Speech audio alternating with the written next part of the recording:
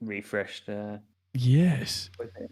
Ladies and gentlemen, welcome. We are a little late tonight because we've had major network and tech issues, but all is coming together finally. It's been it's been one of those days, weeks. Everything that can go wrong will go wrong. Yeah, Marty's been trying to help me with a lot of networking today, so a big shout out to Marty. Yes, for thank you that, so much, but- Marty. It's been a massive help. Marty! Yeah, Marty! I could hear the stream deck, so that's some tech is go. Yeah, still more issues now, but not bad issues, just setup issues. Just issues, yeah. Yeah, hopefully the main issue is gone. Now it's just trying to deal with the fact that this route is super complicated, and Yay. that I haven't set up everything properly, ready for the stream, because I've been trying to get my wife to have internet whilst I'm online. Oh boy. So it's all right. I just gifted her 20 gig of data from my data, so it's all good. That works, I guess. It's one way to do it. How are you? I'm all right. I've been running around like a busy man this week. The big project that I can't talk about is now underway. And between that and having a child and finally finishing another Banana Ranch stream last night. So we're now 5 songs through mixing that 12-track album. So that's going well. Ooh. Yes. Ooh. And then that's coming together. So hopefully by the end of those 12 tracks, that will be far enough into the future that Paul from Banana Ranch will be able to come into the studio, sit on the sofa and direct the final tweaks live on camera. Very cool. Yeah, so that's all coming together. The live streaming setup is coming together in the studio. So there's that as well. That's all starting to come together. I can wave my phone at it. I need to find a more efficient way of doing this, but there we go. 4 screens on the computer that is to my left as you look at me on the camera. So that's technically off camera, and that's going to be live capturing all the video that I'm going to film in the studio from now on, which should save me a lot of production time, but also means that when we want to do videos where we want to broadcast it live, I make sure the right camera's in the right places and press a button, and we go. So yeah, it looks very impressive, but it's actually quite useful. Twitch didn't show us live. Cool. Yeah, Twitch is bizarre sometimes. But yes, yeah. Someone saying something in chat about using egg boxes for soundproofing. Just about the worst idea in the entire of Christendom. It's one of those common myths, isn't it? It's like an urban myth that people think's a thing. Yeah. Like based on a modicum of reality. Yeah, I think people see the kind of spiked shapes on particular high frequency controlling foam and then just assume that means that's soundproofing. And from that shape, they assume that, it's the shape. Egg boxes are that shape. I can get them for cheap. None of that is true. Yeah, I mean, to say there's one, it looks a bit like it. 2, technically, an egg box filled room would reduce reflections. So it's not soundproofing, but it would be an element of sound treatment. Not the best, but it would do something. Yeah. So there's lots of things that people just get confused around all of it. Yeah. Like, you're much better for both of those. Shove duvets on the wall, not 15 tog duvets. Yeah. Yeah. Plus, distinctly less of a fire hazard than egg boxes, which are just cardboard. Yes, and egg boxes would actually ring and resonate like an acoustic guitar strapped to the wall. So they'd probably cause you more problems than just not having them. But yes, there's been a fair bit in the news this week. Soundcloud are now into mastering. Fender and Fender have got new guitars. Gibson are trying to trace old guitars. Leo Fender's old company is now making cool stuff. And there's other cool new and vintage things going on. This is the Hot Poll Podcast. Let's roll the intro.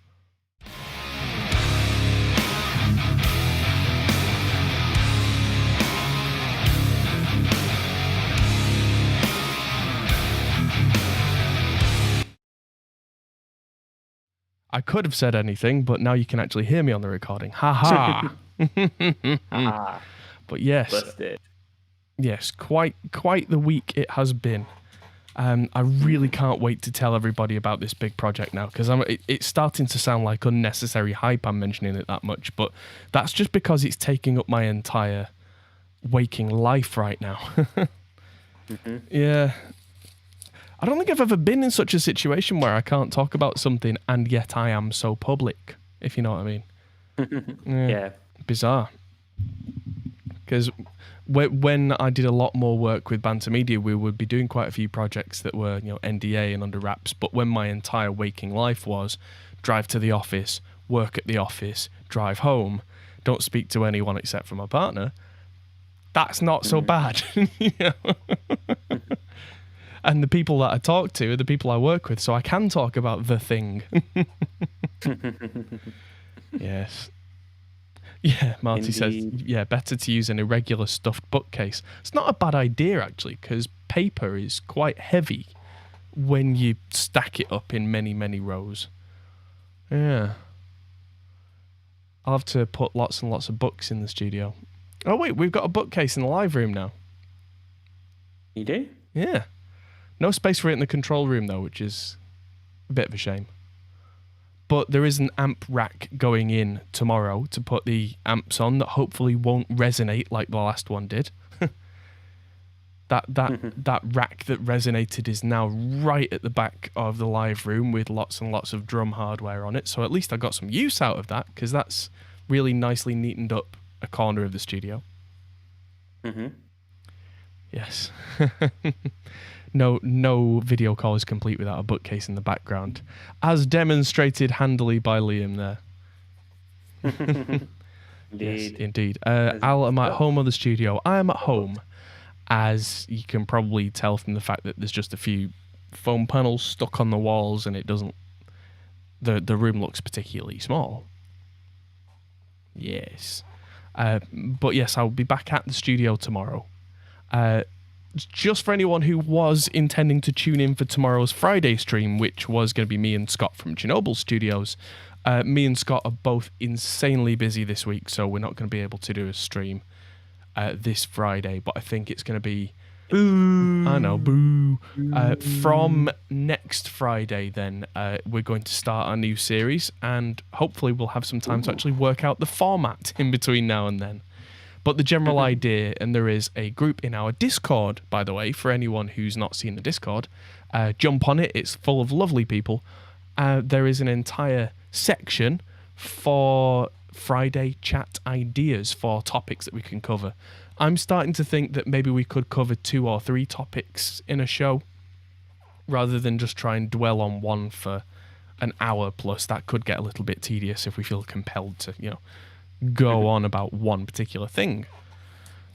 But I think it's definitely going to be kind of a relaxed kind of stream. It's not going to be like, we will debate to the death about, it's going to be fairly conversational.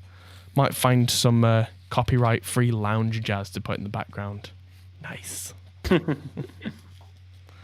Get some sort of like hearth in the background and some leather sofas for our cameras to be sat on top of. Ashes is Epidemic Sounds. Epidemic Sounds. Yeah. You can link it to YouTube so that you don't get demonetized for it as well. But it's all royalty-free music. All right. It's pretty good, actually. There's some pretty good music on there. We were listening to some in the living room the other night, just chilling. Nice. I'll check it out. I wonder if they have smooth lounge jazz. But yeah, that definitely have. They had 8-bit video game music, so I'm sure they'll have lounge jazz. Did have someone comment on one of the videos this morning going, I got distracted by the music when I had some background music in a video that was like 30 decibels down. And, like you had to be the most hyper aware person to even realize it was there. And then some videos that I do with no music, I also get the comments of, oh, it felt really like weird because there's no background or anything. It does feel a little bit disconcerting sometimes. It's just silence and my voice. So, I don't know. It depends on the video. It depends on how it's supposed to feel, you know. But yes, hello again. Hello, Dawn from upstate New York. Hi. Yes, we were conversing last night on the stream. Toilet roll sound wall. Good for the next lockdown. Yeah. Just go to Costco and get 300 toilet rolls and build a back wall out of them. Again, In 20 words or less, what is mastering? Make good songs sound more good. Emphasis being on make good song sound more good. Or another one in 20 words or less. Make a square peg fit into a round hole. Okay. Yeah. That's what mastering is. It is applicable to every recording and every genre. Yes, mastering is something that every piece of content goes through, whether consciously or not.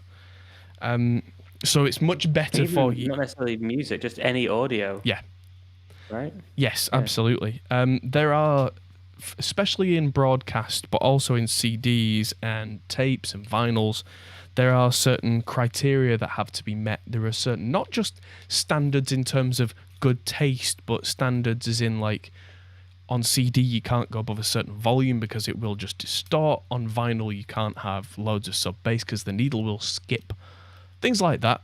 And a mastering engineer's job, if you hire a mastering engineer, is for them to know all the limitations of these formats and get you the best possible result for each format that you intend things to go to. Mm-hmm. That probably brings us quite neatly to the news, actually. It's time for the news. The news. Yes. So, our headline article this week, which is probably where the question came from. SoundCloud introduces online mastering for your tracks.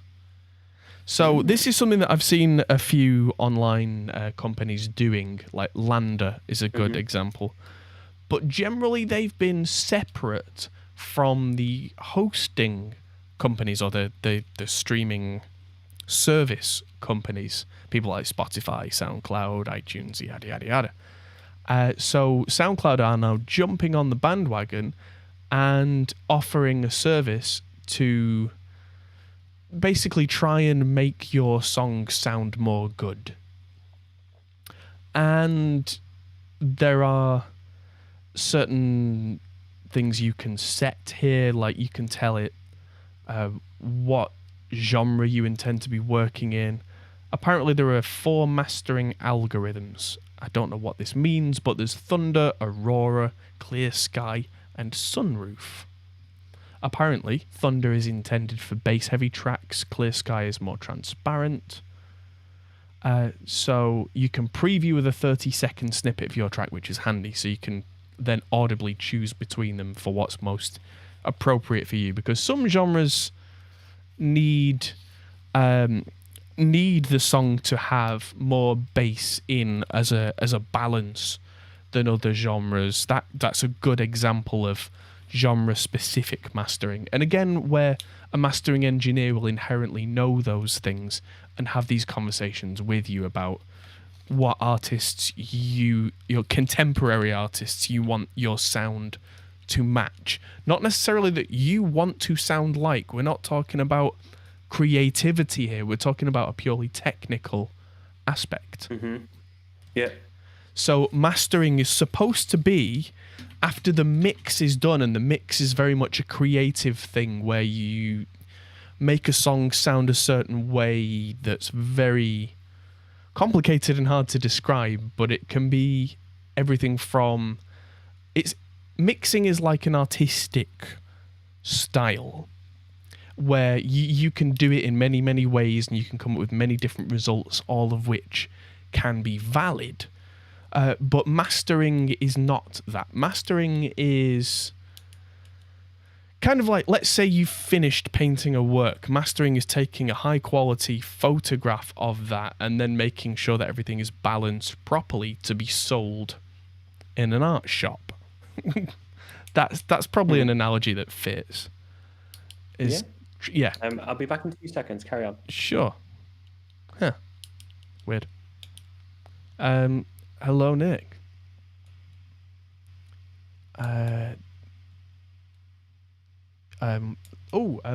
Questions like that, Don, are great, but we will come to questions after the news. But yeah, I've often hesitated with online mastering services because if you've got a mix that sounds fairly decent, that's one thing. But how confident are you that your mix is perfect on every system, translates well, and is done essentially? Because an online mastering service will go through certain algorithms and it'll go, I think you have too much treble here, I think you need more mids here, and so on. But it's all automated, and so they can do a certain thing, but the chances of it getting things absolutely perfect, I'm not particularly convinced on, because there's no human element. There's no human ear lending context and experience. Oh yeah, don't be sorry about questions. It's just we get quite a few new people every week on our podcast, and that's our general format. So yeah, you upload the highest quality mix that you can to this, generally not slamming the life out of it. So try not to use any compression or limiting on the actual track overall, and leaving some room at the top so it's not clipping. And then it will then add loudness in as part of it. Now it's $4.99 per track, which isn't unreasonable. And apparently if you're already a SoundCloud Pro Unlimited person, you'll get 3 masters per month, no charge, which seems decent. And a discount for more. But the reason that we pay so much money for mastering engineers is not just the equipment that they have, because quite often big name mastering engineers have some very nice, very nice sounding equipment that they can use, but they also have their ear and their experience, where they could listen to, if you give them, I don't know, 5 or 6 tracks to make an EP, they could go, okay, these all work together. I'm going to, EQ the sound, do this kind of thing. That particular track has a bit more bass in, maybe a bit less top end because there's no hi-hat in this track. A mastering engineer will listen to that and they will know then that even though there's, for example, less high end in that track, they don't then need to go boosting high end, because in context of the rest of that release, it makes sense. And that's the kind of thing that a human has the experience with, and level matching songs so that an EP or an album all works together, and making sure that everything isn't overdone. There's so much work that goes into mastering.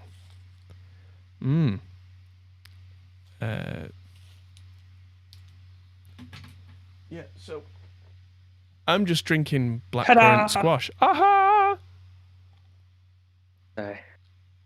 So I still trying to get things sorted for. Oh, it's working. Awesome.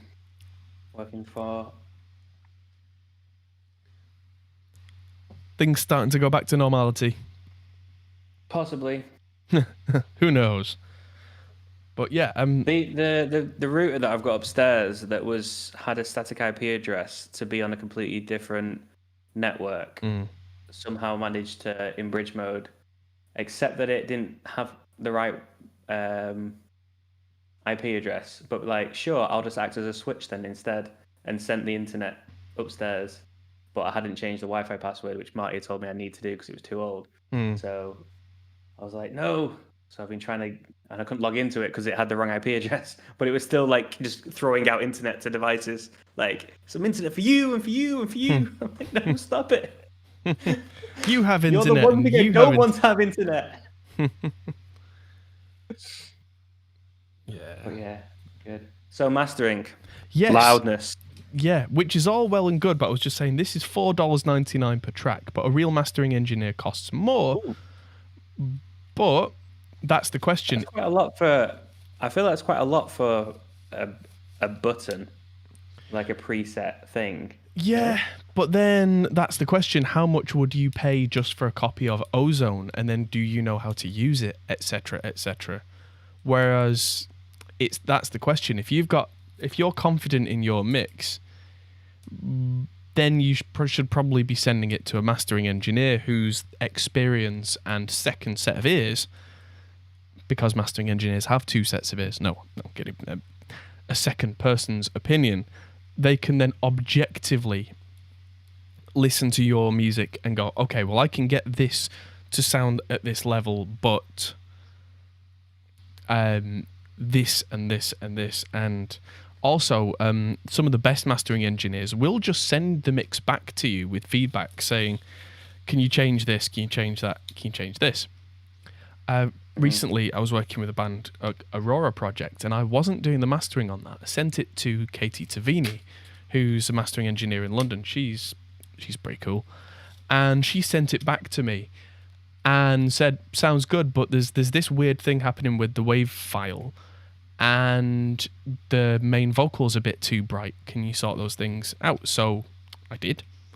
And the master sounded great because she didn't then have to she didn't have to bend over backwards to fix those things that I could just press a couple of buttons for, because her context and her monitoring system and her experience told her that if she brought everything up around that vocal, the extra brightness, she would then be fighting it. And so, yeah, it was easier as a dialogue between the two of us for me to just make some nice, easy changes. And then everything came out great, and it didn't take long, and it wasn't particularly difficult. And that's the human element. That's the thing that a bot wouldn't do. A bot would just go, more mids, more bass, and then you get things like a vocal starts to get a bit lost because of those kind of reasons, or, that all sorts of stuff like that. And online mastering can work, but there's no guarantee. So, yeah. No. I'm interested to give these things a go and make a video about online mastering and comparing it. But yeah, I'll definitely. I think that's definitely worth a video. Yeah, it's something I'll be touching upon very soon, I think. But yeah, for now, let's move on with the news. It's time for News. It's Guitar Week. It seems like Fender have just released yet more guitars. They're always releasing more guitars. Didn't we cover this recently, or is this something new? No, this is something new, I think. The Fender Player Series has got new models. The Duo Sonic, which is absolutely tiny. I was almost considering getting one of these for Ivy. They're that small. Andy Ferris. They're not the same one. Andy Ferris did a video this week on the Duo Sonic. It was a gold-colored one, but it was basically this model. And it did come with a broken switch out the box. Oops. But Andy's about 6'3", and he made this look like a ukulele. So, yeah, I think because of the offset body, and I mean, if you look at these two guitars, this is a Mustang. Everybody knows a Mustang. And it doesn't look that different at first glance from a Duo Sonic. These two don't look that different. But if you look closely at this pink... Oh, hello, that was my voice. If you look closely at the pink one, look at where this bottom cut is, because that's where it would sit on your leg. And if you look at that cut, the bridge sits about there, which on kind of a regular sized person means that the bridge, my hand goes right down, so that kind of my picking hand would be almost in front of my belly button, which is quite a comfortable position. Whereas the Duosonic, that cut is way further forward, which means that the guitar actually sits quite a lot further back, which means a big chunk of that guitar just kind of sticks out. But it also means that if you've not got long arms or a big reach, it brings the neck quite a lot closer to you, which makes it a really good student guitar. Because if you're learning and you're only, I don't know, 10 years old or 6 years old or whatever it is that kids start learning at now, if your biggest issue is you physically can't reach the end of the fretboard, you're probably not going to get very far learning. But if you get Duosonic and these guitars, these are the same size, the same aspect ratio, same scale, quote unquote, these two. But this one, from that cut on the bottom, it's a subtle thing, but that'll make it feel so much smaller. Very clever.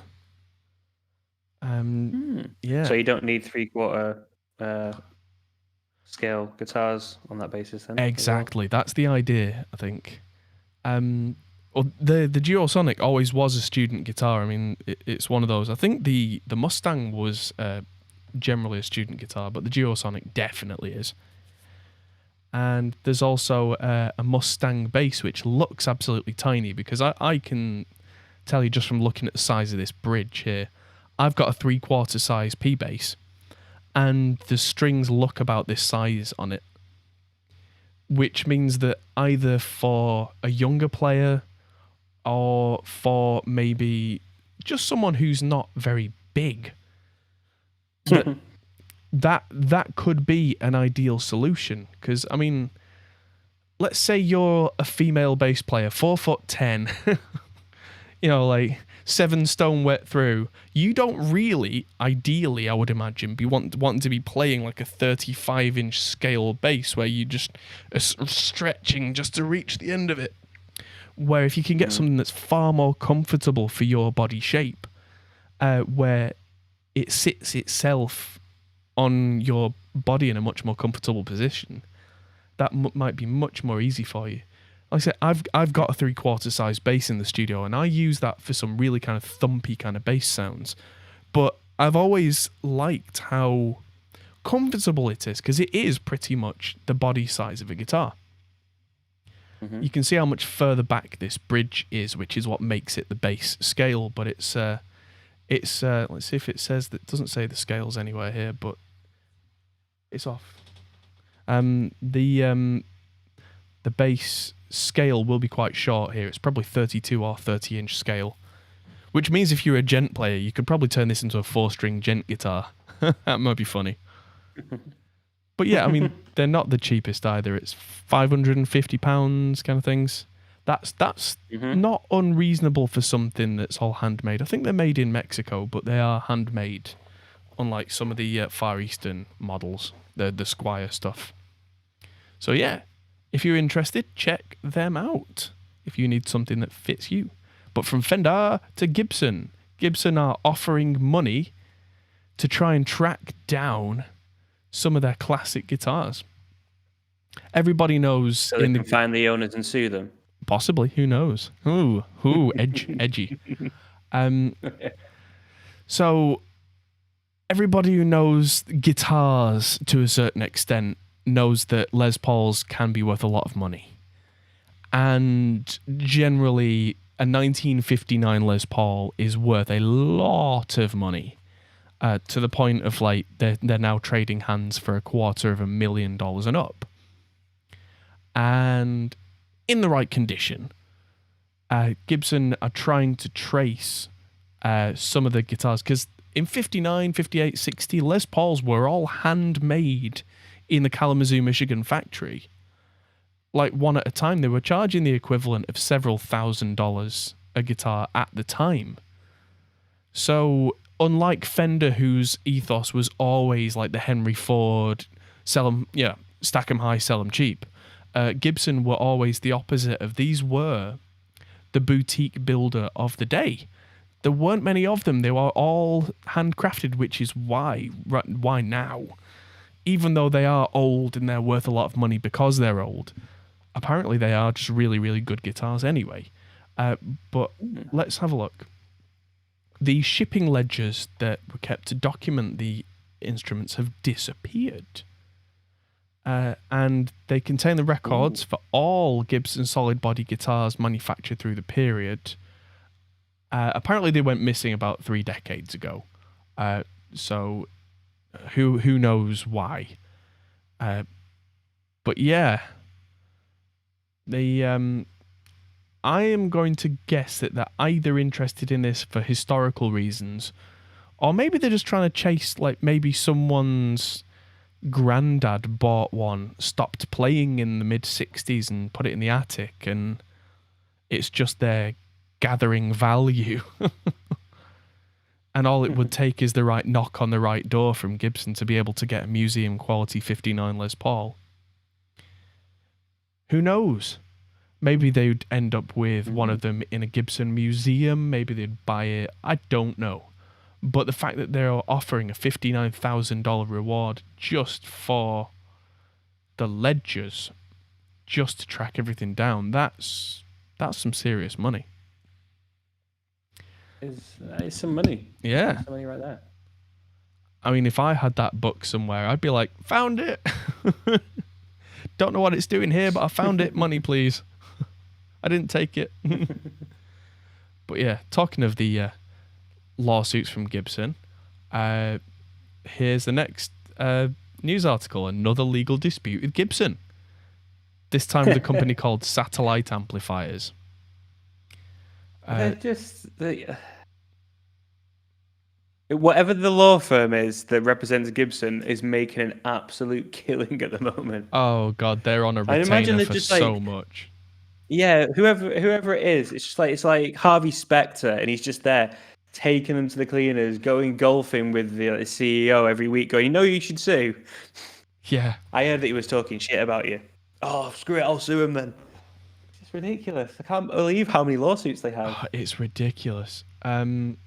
Apparently, that's one of the reasons that they sold loads of their brands off a couple of years back, was that it helped them shed a load of lawsuits, because if they don't own the company anymore, they don't have to care. But yeah, this is a still from a video. I recognise this back room lot. This is at Norman's Rare Guitars, where there are some guitars there that for a guitar collector would just make your jaw drop. And this guy is Mark Agnesi, who used to be their manager. And he is now the head of, I think he's head of marketing. I can't remember exactly what his title is, but he works for Gibson now.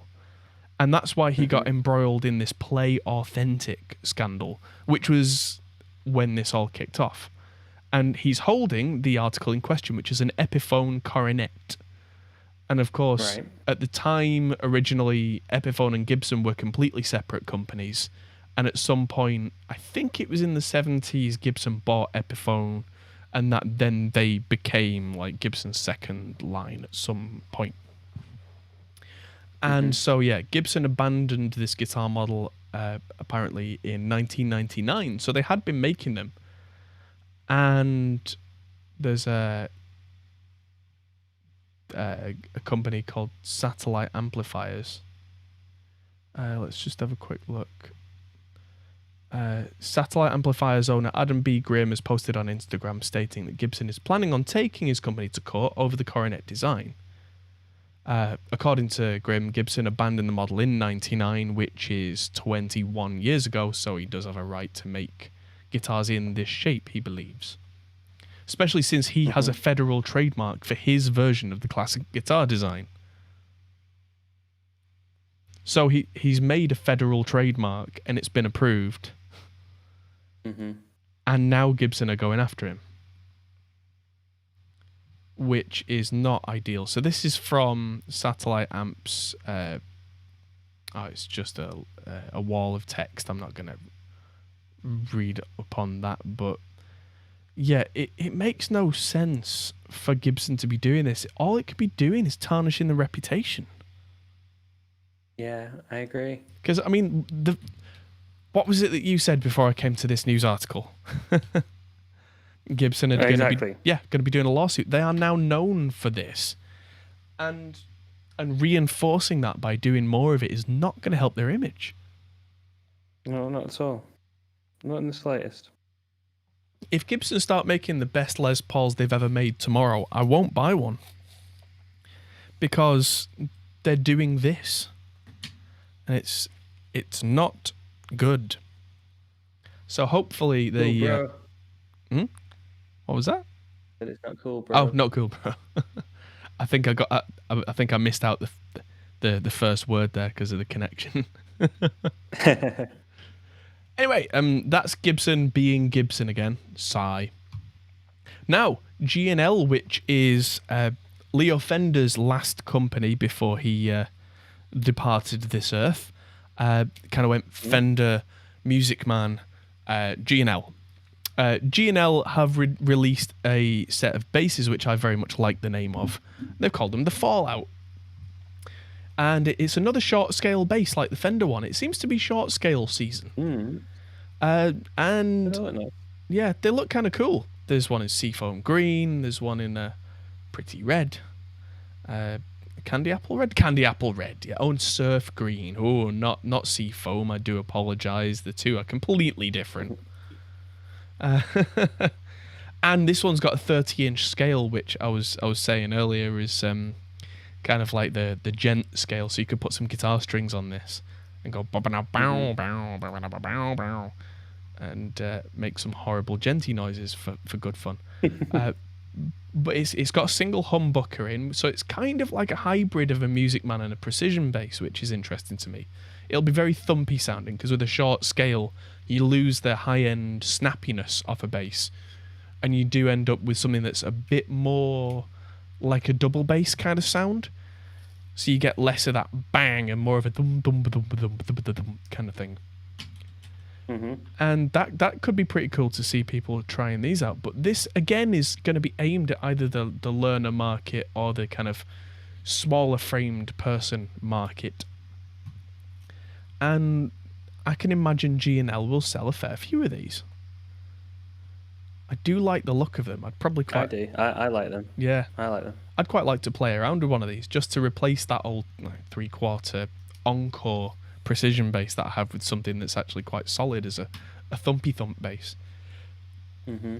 Maybe we should send an email to G&L and be like, hey guys. Hey guys. How you doing? Lockdown treating you okay? So, the Headrush looper board, which we've talked about a couple of times, very, very clever, complex looper. I think this might be the one that Ed Sheeran's using these days, but it's got a 2.0 firmware with lots of lovely new features. Let's see what we've got. It's now got a vocal harmony plugin, like an auto-tune effect as well, if you want to use that in your loops, which could be really handy actually for like throwing harmonies into a loop if you're making them up on the fly. If it kind of knocks them into the closest pitch, when you start layering them up, that might be quite handy actually. Although if you're not particularly good with vocal harmonies, you could use the vocal harmony version there. That's kind of cool. Auto BPM detection. That's really nice.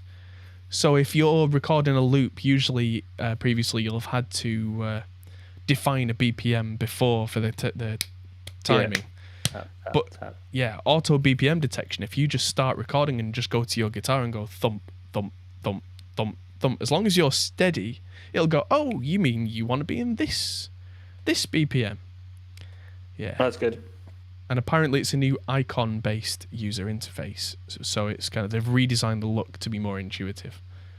And it's a free firmware upgrade. So if you've got one of these, go and get this update now, because that looks pretty cool. I mean, looping, I'd like to do more looping, but that would require me to be 19 years old again and have an entire summer to sit and screw around with this thing. Because that's time I don't have, unfortunately. But I would very much like to. Who knows, one day when I'm a billionaire and retired, living on an island. What do you do with your day? I make loops. I loop. It's what I do. Now, I got an email about this week, and it's come up on my news feed as well. Native Instruments, who make the Contact and Complete bundle and all that kind of stuff, have made now the Community Drive sound pack. And it's donationware, apparently. It comes with loads of stems and samples and production kits made with 14 top artists and producers. And funds will be split and donated to several music charities, which I know there are places right now that really do need a helping hand, because this whole situation's, for a lot of musicians especially, not been great. No, not at all. Yeah, but apparently it comes with 12 machine kits, 10 battery kits, 14 Logic DMD kits, 14 Ableton Live kits, massive presets, Monarch Prism scanner, and lots of loops as well. So there's plenty to go at there. And Native Instruments has already pitched in with $100,000 to get this campaign started, and all proceeds from the sound pack on top of that will be donated to these charities, including Music Cares, Musicians Without Borders, which I'm guessing is related to Doctors Without Borders, Médecins Sans Frontières, which is one of the bigger worldwide charities, Heart and Soul, and others as well. So there's a video on that if you want to check that out. Just search for Native Instruments Community Drive. That sounds very cool. Yes. Now, IK Multimedia do like to put out a cool new plugin every once in a while. And now they've managed to emulate the Roland Space Echo, the RE201, which is arguably the best well-known one. That pedal show did a video on delay in the last couple of weeks, and they talked about the RE201 specifically, and it sounded incredible. And this, it usually has green where there is red here, but otherwise, this is pretty much it. And the Space Echo has a sound to it that is just so definitive that it's hard to describe, and I'm really struggling just because I'm on the spot to think of examples for songs that this is in. But yes, I will be checking this out. The Space Delay plugin. They've even added controls for like actual background noise, and you can change how old the tape is. That's cool, because older tape tends to have a more muffled sound, and generally people replace the tapes in these frequently. And yeah, it's got lots and lots of lovely controls. It's very cool. Updated for the modern producer. What else have they added? Filters, a ducking feature. Ducking feature is kind of cool because usually reverbs don't have that. So a ducking feature is where if you play a big note, the reverb will duck down.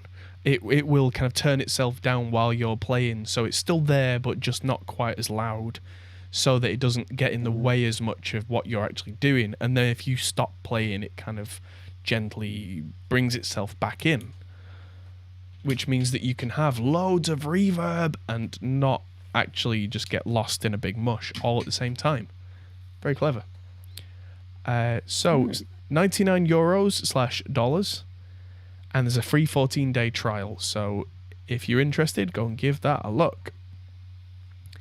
And finally, I know, if you really, really like the sound of the Commodore 64, and I have to admit, I love the sound of the Commodore 64. And it's got a thing called the SID chip. The SID chip's the sound chip. There is now a plugin called Insidious from Impact Soundworks that makes that sound. So let's have a look. Is it software? Yes, software. Good. It's a Native Instruments thing. Let's have a look. Does that mean it's a Reactor thing? Reactor player. Yeah, so it is Reactor based, but you don't need the full version of Reactor. You just need the free Reactor player to use it. And it's fully NKS compatible, which means if you've got a Native Instruments keyboard, you can load up all the controls onto that and control it remotely. So yeah, that, and yeah, it seems like it's got all the features of the original SID, analog multi-mode filter as well. And yeah, you can get some really nice grindy, blippy, bloopy sounds out of a SID chip. What I always really liked about the SID chip is some of the bass sounds you can get out of it. They're not smooth. They're proper like kind of. They'll rattle the floor, but you will know about it at the same time. It's big, obvious sounds. I really, really like. So, yeah. If you can't get a Commodore 64 working separately, or you need the convenience of a plug-in, grab this. Does it have a... Sounds very cool. Does it have a price anywhere, or is it free? Let's have a look on their website. Oh, $49. So if you really, really like the sound of the SID chip, then yeah, get that. Unfortunately, it looks like Behringer have kept stum this week, so there's no Behringer Corner, which is always a shame.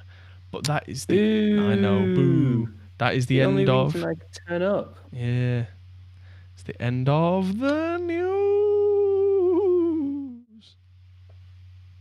It's time for the news. But it's not time for the news. It's the end of the news. It's the end of the news. Yeah, the Marty in chat saying you usually start a Commodore 64 with the floppy drive and go to basic. Yeah, but in the UK especially, the Commodore 64 very, very rarely came with a floppy drive. I know that in the US that was the done thing, but in the UK, we all use tape drives for everything because that was the British way. Like if you had a Sinclair ZX Spectrum, you used a tape drive.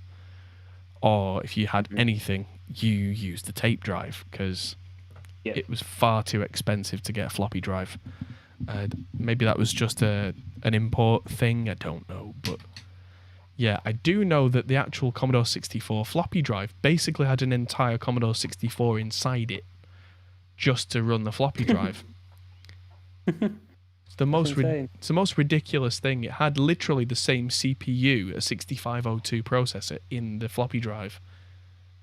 Wow. Yeah. It was the most over-engineered, stupid thing. But it worked. Very slowly, it worked. Yeah, but it worked. Yeah, the Commodore 64's floppy drive was infamously slow compared to other computers of the time. Quick question regarding Twitch. Do you get some money out of my Twitch Prime subscription? If you subscribe to us on Twitch, then yes, absolutely. I believe it's a 50-50 split with Mr. Bezos because Twitch is owned by Amazon. But if you have Amazon Prime, then you can get Twitch Prime through Amazon Prime, and then we get half of $5 or whatever it is, but then the other $2.50 just goes straight back to Jeff Bezos' pocket. But considering he was giving that to you anyway, it's free Bezos cash. So... It depends on the channel. Some channels have partnership, which means they get a different rate. Yes. And some affiliates may have a contract as well. So as far as I'm aware, we're not contracted. Therefore, we are allowed to mention what the splits are. But yes, we are not. Yeah, if you ever ask any other Twitch streamers, they literally can get kicked off the platform for saying what they get. But what Adam is talking about is just the general values that they talk about. We're not contracted in that way. We're upgraded because we is on YouTube, innit? Yes.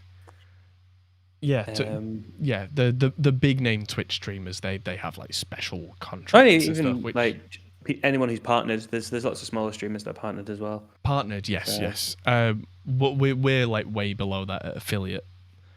That's the thing, I suppose. It's one step below. Yeah. So affiliates like Common Garden. Just basic, yeah. So, but yeah, if anyone doesn't watch Twitch and has Amazon Prime, please feel free to just wander over to Twitch and hit that subscribe button. It doesn't cost you anything, but it helps us pay for electricity, routers. Yes. Sanity. Yes, and to pay the royalties on the de-stressing music we're going to need for Liam after this week's networking hassle. No, it's not the networking. I mean, Marty was great, and other than the general stress of I still will never know why we couldn't log into the router. But nah, it's just one of those years, though, isn't it, mate? Like, oh yeah, just everything that can one go thing wrong after the will other. go wrong. Yeah. Exactly, just slapping you in the face constantly. Yeah, I mean, we have had a lot And of also, things there's go. been some great stuff as well. I was going to say we've had a lot of things go really well this year, but it's just like kind of ice skate. You've had a good year. I'm not going to lie, you've had a good year. So it has been a bit like ice skating uphill in a snowstorm. That you kind of it's like every time you look up, you get some more. What now? Indeed. But all we can do is keep our heads down and keep going. Get to the chalet of victory at the end. Yeah, no, it's all good. It's all relative and it's all perspective. Yes, absolutely. It's all gravy. Do we have any questions from the chat? Yes. Questions in the chat. The Twitch link is not in the description. Yeah. I'm not going to put that in the description because there is some talk that it's kind of recommended that you're not supposed to stream on both of them. So, we may or may not do that. But it is... It's twitch.tv/HopPole Studios. I think it's fine for... It depends on the situation. It should be fine for us given that the reason why we've been given affiliate status is because of the YouTube channel. If you try and become a streamer and you start trying to stream on all platforms at the same time, then they don't appreciate it. But there are situations like ourselves, which is this is what we do. We've always done it. So Twitch want us on Twitch because we do stuff on YouTube. So I think it'll be fine. It'll be fine. Yeah. We're in demand, Adam. In demand. So I'm just gonna. One guy Googled you and went, "Yeah, it seems cool." Click. Yeah, that'll do. So let's have a look. This is Dawn's question from before, backtracking. My husband and I are looking for a community that, when in the midst of recording and mixing and things go a little bonky, that we can call for input rather than searching YouTube in frustration. Any advice? First suggestion would be join our Discord. If Marty wants to drop that in chat.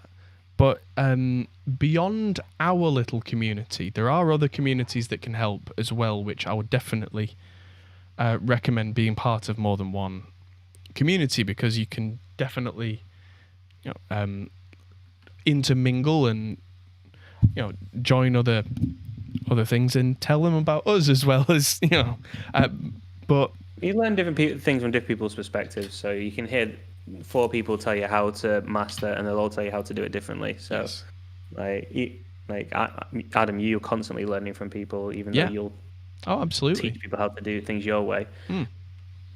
I mean, one of the guys I know, just to name drop, Warren Hewitt from Produce Like a Pro, he's a good bit older than I am, and because of that, he's got that many more years experience, and yet he still will come up with new things that he's found from his peers week after week after week. And I try and do the same thing, that anytime I find something new, add that to the library, so that whenever...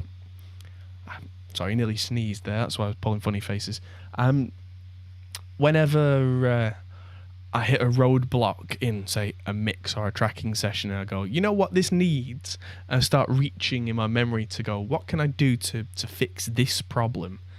The more tricks and tips that I've learnt over the years, the more solutions that I have access to, and I can think of the most appropriate one. So, mentioning Warren, I would recommend, there is a Facebook group for Produce Like a Pro students. So, jump in there, say hello to everybody, and mention that we sent you, and get to know everybody there. Because that's probably a really good place to start. I know that Warren's in there quite often, and that there are quite a few people in there who, without exaggeration, have either been nominated for or have won Grammys. So, yes, it's a good place to be a part of.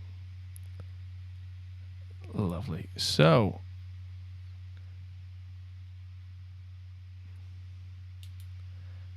yeah, it's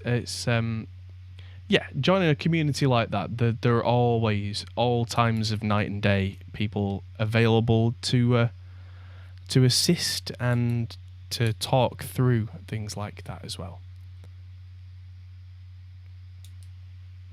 Also, Not yes. gonna lie. Go on. That's where I'm going. I'll finish. Marty has mentioned the Patreon in the channel as well, which is our kind of little subscription model type thing where we only have so many hours in the day, but Patreon is a way to support us, and we can directly give back through that. So if you have, if you're a patron, like a patron of the arts, to a certain degree, we can definitely make time to help with issues. There are options on there for one-to-one advice and giving feedback on mixes and that kind of thing, because we very much appreciate things like that where people help keep the lights on, and at that level we definitely take time to be there to answer questions and field questions to the rest of the Discord and Patreon communities and get conversations going, because quite often a conversation can be more productive than just a simple answer depending on the topic. But yes, being there and saying, well, in my experience, this is what I've found, or in the mix that you've given me, this is what I can hear. How about try this? That second pair of ears, even for me, when I talk to my luminaries and peers, as you will, it can be indispensable.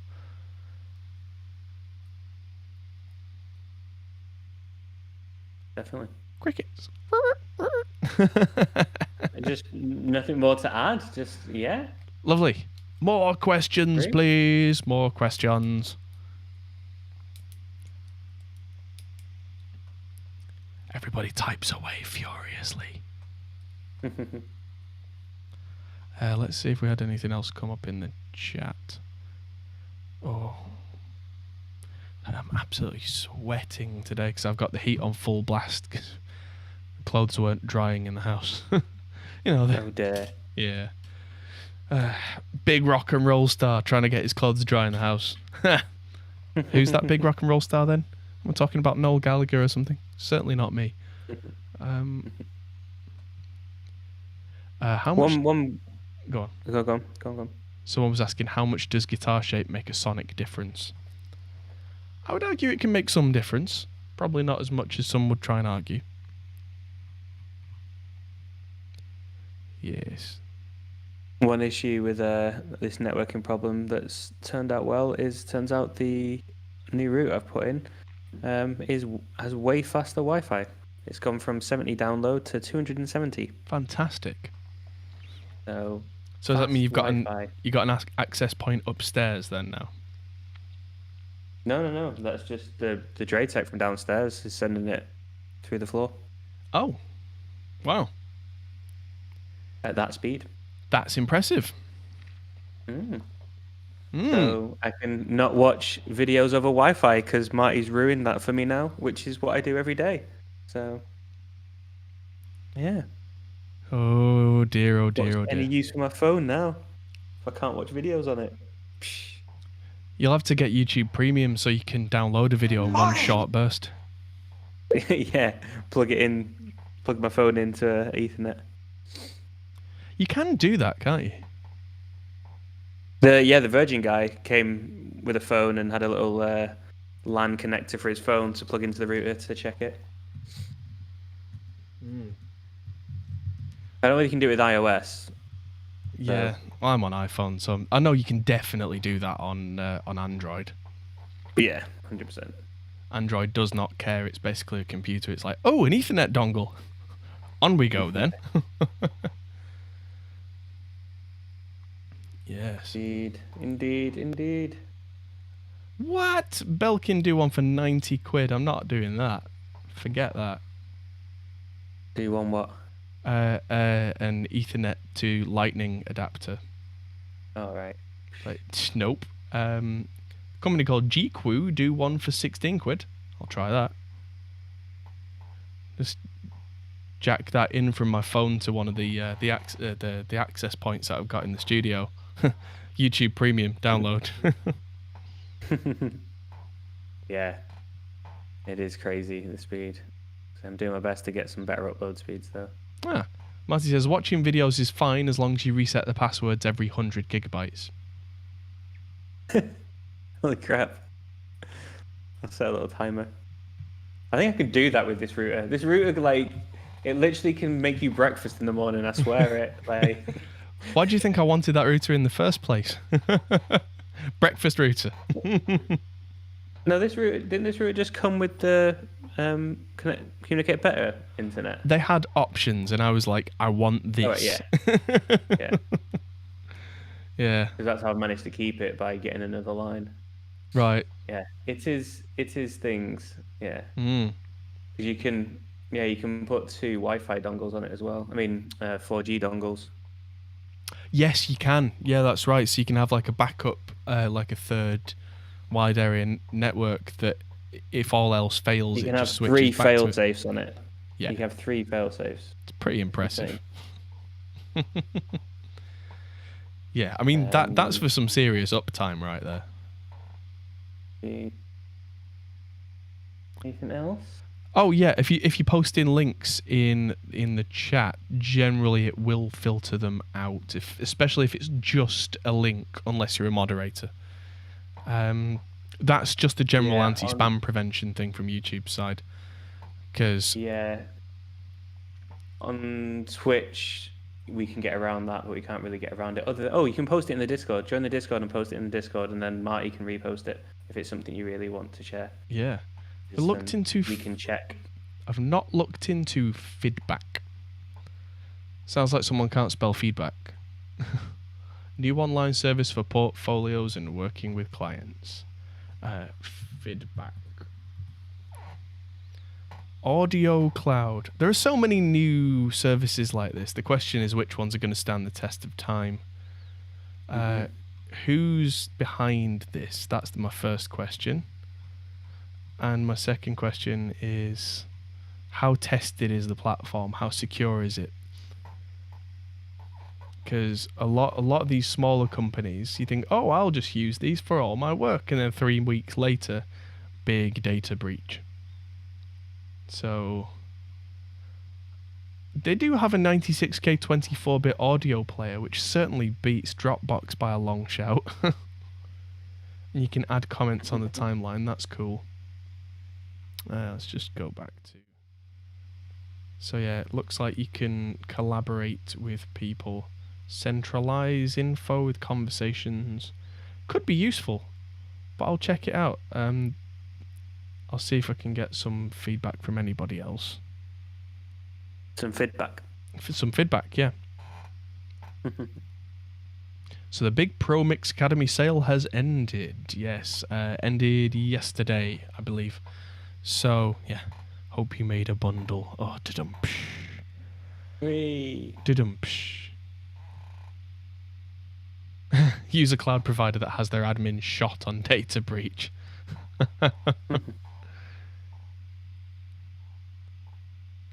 Ooh, Sir Egbert Fartalot. Fantastic name, by the way, has bought the course. Thank you very much, and I hope you really are getting everything out of it that you need. I am planning next month on adding more to the course. Couple of new features. If you have any questions, yes, there is our Discord, yes, where you can talk in Reaper chat and ask questions with other people. Yes, about the course. Yeah, or just generally about things that aren't in the course. Yes. Apparently the feedback feed bot is basically a private WeTransfer. That's kind of cool. Yeah, I'll check it out. And yeah, so there's been a couple of cool new features added in Reaper since the course was made. So I'm going to be adding extra videos to it to keep it fresh, keep it relevant, and keep it up to date so that it doesn't fall behind. Which means that at every point it will be the most new, fresh, up-to-date thing. Yes, and any feedback that we get from viewers, not feedback, but feedback, of questions that people have, I can always make a Q&A video to answer that goes in the bundle at the same time. And they will be, for anyone who already has the course, no extra charge or anything. They will just be part of what you already have. But yes, maintenance is good. Am I going to delve into SWS on the course? Maybe a little bit. I don't use SWS very much. SWS is a whole set of extensions for Reaper that can do a lot of really cool things. But up until recently, it was kind of like, yeah, these are cool things. I don't need any of this. But I've started to find that there are certain producers that I follow who are using some of these tools in very clever ways. So the fact that it's all made as a free set of extensions, I'm definitely going to be diving into it over the next month or two when I find time, which is the perpetual issue. Sorry, I'm friends with Glenn Fricker on Discord, and his personal thing is either away or his little status is too effing busy. And that's his green status. So yeah, I know the feeling.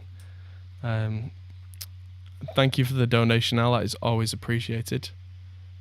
But yeah, SWS and Repack. Yeah, Repack is mentioned and gets its whole own episode in the series. And SWS definitely gets a mention. I think I talk about installing it and some of the things that I can do. But in the course, I haven't gone into massive depth yet. But a lot of the things that I've done in the more advanced section of the course are things that used to be SWS extensions, as far as I'm aware, in older versions of Reaper, like Reaper 3 and Reaper 4, that have now been incorporated as full-on Reaper features.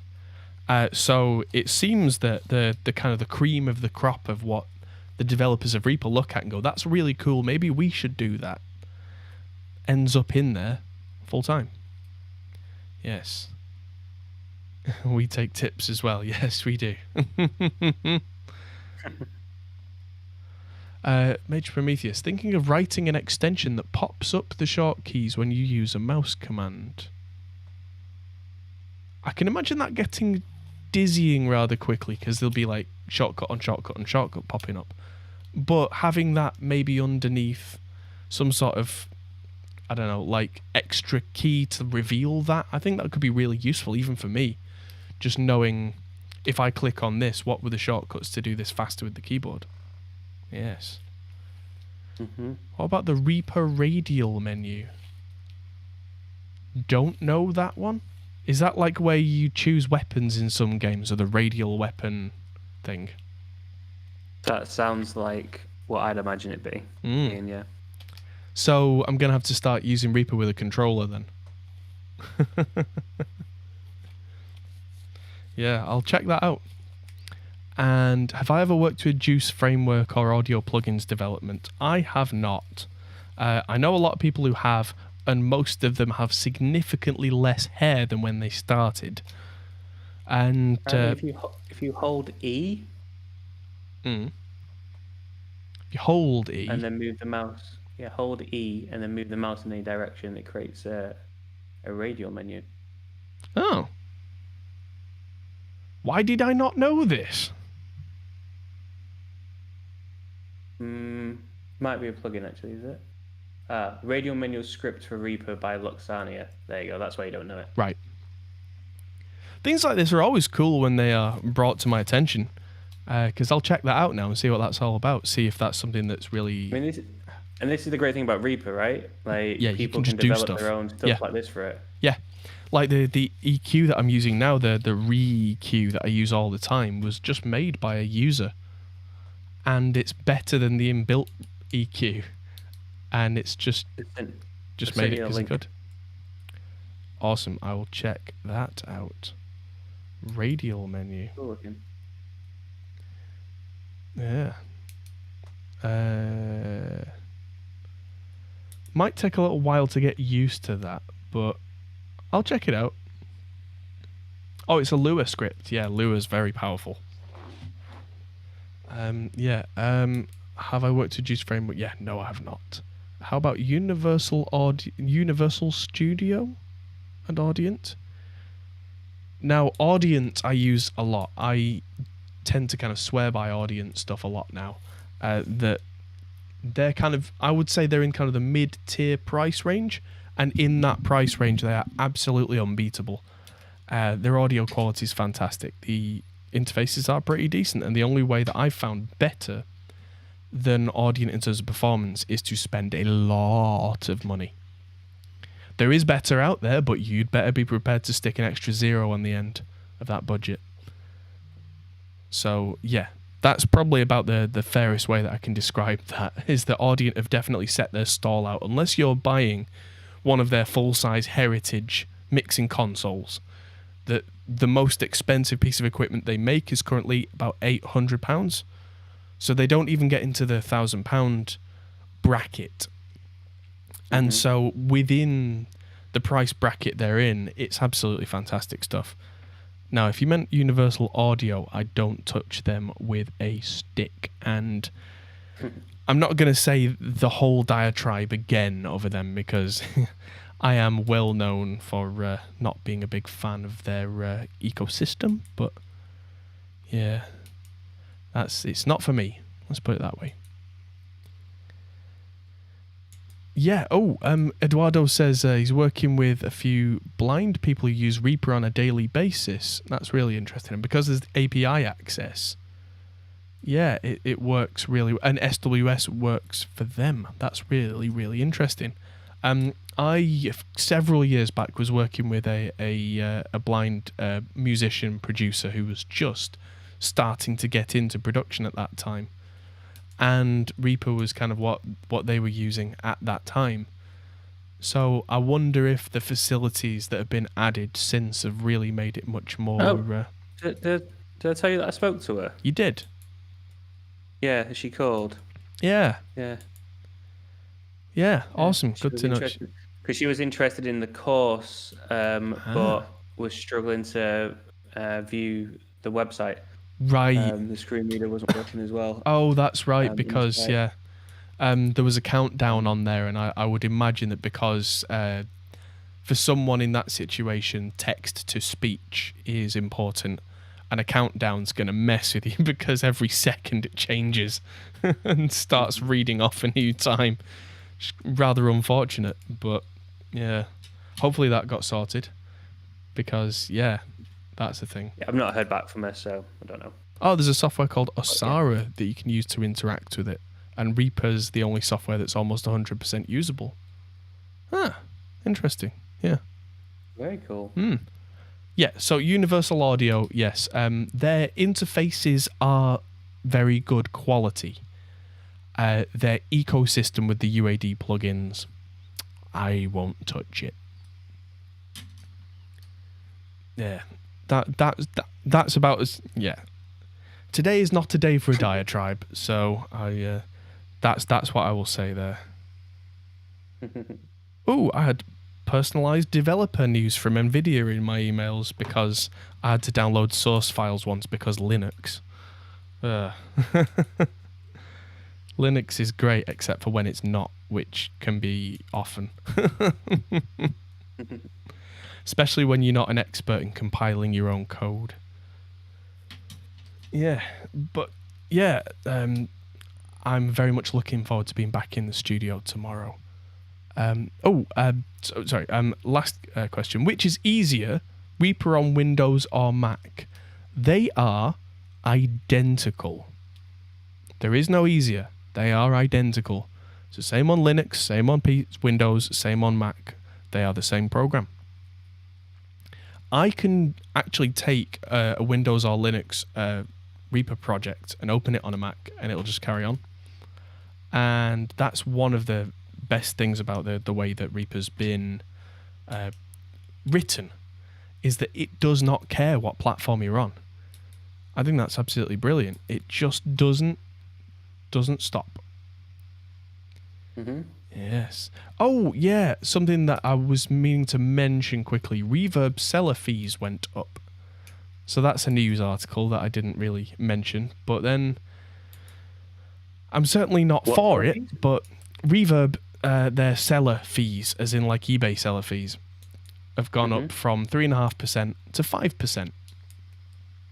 Everyone's up in arms at the moment, and like I say, I'm certainly not for companies charging you more, but at the same time, they're a company and they can charge what they want, and you can just not use it if it's too much. Like eBay charged 6%. So, you know, they still charge less than the competition.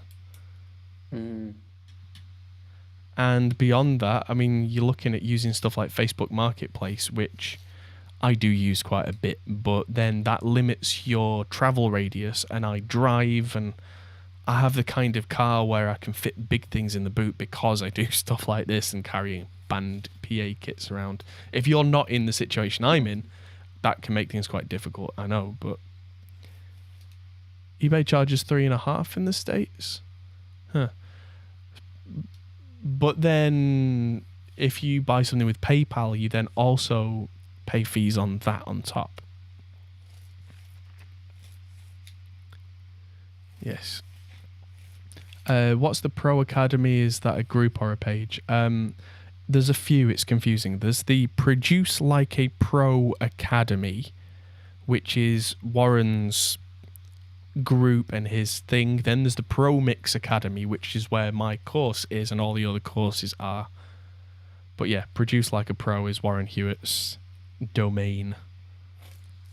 So they have a Facebook group, but best way is probably look on YouTube after this video has concluded to Produce Like a Pro, which is Warren Hewitt's channel, and all the links will be in his descriptions there, because that's his thing and his community and his stuff and whatnot. And yeah, Reaper works on pretty much any OS version, and as Eduardo quite rightly says in the chat, you can install Reaper 6 on any computer, open a Reaper 3 session in Reaper 6, and unlike most programs, you could open a Reaper 6 session in Reaper 3. That's insane. Yeah, that's ridiculous. And I've had issues before with a Reaper project being corrupted because of a power failure, and because I had backups on, I opened it up, and I opened the project file up in Notepad. It's a text file. It's not encoded. It's all human readable. If you need to change anything in the Reaper project file, you can actually open the project in Notepad and just change numbers. That's crazy. The way that they've done it is completely the opposite of companies like, Avid, where everything's proprietary and you need a license for this and a license for that, and yes. But yes, I'll have to put the affiliate link to Pro Mix Academy. Yes, that's a good point. I have, if you're interested in Pro Mix Academy specifically, let me just click a few buttons. I have affiliate links in the chat, or in the description. Now let's have a look. So there we go. Drop this in the chat there. This is a link that goes through to the Pro Mix Academy, and if you do end up buying any of the courses that are on there, we end up with some of that money, because that's how that works. It's an affiliate thing. And yeah, some of the courses on there are really, really cool. Like there's a couple that I've ended up watching. I got hold of the course on there from my friend Scott at Chernobyl Studios before I'd met Scott, which was his guitar mastery. And I learned a lot from that, of his approach to guitar mixing, which I don't now copy Scott, but some of the principles and practices that he laid out there definitely made me reevaluate my approach to mixing heavy guitars especially, but also just guitars in general, to get them to sit in a mix really nicely. So yeah, that's on there, and it's definitely worth a look. He's also just gone full-time on YouTube, and he is absolutely bricking it like you do. He lives in the Ukraine and he's got a family to support, and yeah, he's doing okay, but he's still kind of nervous. Need to make a video with him next week. His Audience Sono has finally arrived. Ooh. Not the one that we sent that got stolen in the post. Audient have actually shipped him one through their distributor in Ukraine. So well done, Audient. Oh, cool. Yeah. So yeah, he's going to make a nice review video about the Sono, and then he's going to be a very happy chappy. But yes. Tough. Can I request a reaction to my thoughts to one of my songs? As mentioned, we do have a Patreon where we do one-to-one mix feedback and that kind of thing.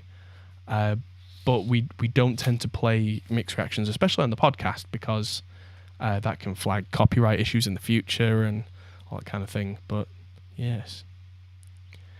So sign up to the Patreon and then get in touch, get into the Patreon Discord and send it across to Adam and he'll have a listen. Yes, absolutely. And give constructive feedback wherever possible to get you the best results we can. And or if you just want the community to have a listen, feel free to drop it in the Discord. Yeah, that also works. Yeah. Now, on that note, I think it's time for me to bid you all a farewell and disappear off for the weekend. Hopefully, we're going to be going to see Mickey's family. We're going to be driving around with masks on and then going to see a Nan who's, been in isolation now for months. Yeah, so, it's tough, isn't it? Yeah. It's like that. But yeah, that's if that all goes ahead. But then everything is an if at the moment. If that doesn't happen, you'll see me on stream over the weekend. Because I'll fill my time with lots of work. And if we do the drive, I'll probably be mixing and editing video in the passenger seat for half the drive. Because that's what I do. So thank you everybody for watching, and we'll see you all very soon. I'm going to go do networking. Have fun with the network. See you later, everybody. Bye. Yeah.